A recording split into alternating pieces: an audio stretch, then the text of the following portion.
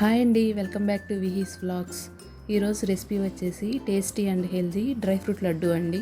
దానికోసం ముందుగా కప్పున్నర సీడ్లెస్ డేట్స్ని తీసుకుని ఒక్కసారిగా కాకుండా ఆపుకుంటూ స్పూన్తో కలుపుకుంటూ మిక్సీ పట్టేయండి.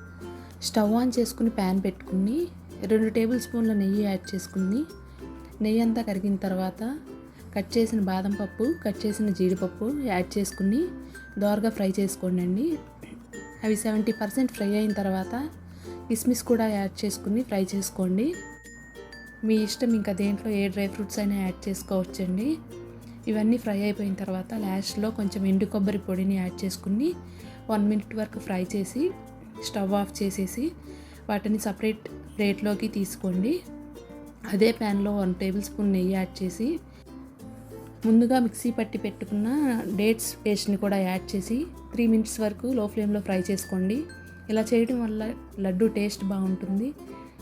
దానిలో ఉన్న తేమ అనేది పోయి లడ్డు నిల్వ కూడా ఉంటుందండి. అలా ఫ్రై చేసిన తర్వాత మనం ఫ్రై చేసి పెట్టుకున్న డ్రై ఫ్రూట్స్ అన్నీ యాడ్ చేసేసి బాగా మిక్స్ అయ్యేలాగా కలుపుకోండి. అలా కలుపుకున్న తర్వాత స్టవ్ ఆఫ్ చేసేసి దాన్ని సపరేట్ ప్లేట్లోకి తీసుకుని 1 టేబుల్ స్పూన్ గసగసాలు యాడ్ చేసుకోండి. అది పూర్తిగా ఆప్షనల్ అండి. అవన్నీ కలిసేలాగా బాగా కలుపుకుని ఇలా ముద్దలాగా చేసుకుని ఈ వీడియోలో చూపిస్తున్న విధంగా చిన్న చిన్న లడ్డూలాగా చుట్టేసుకోండి.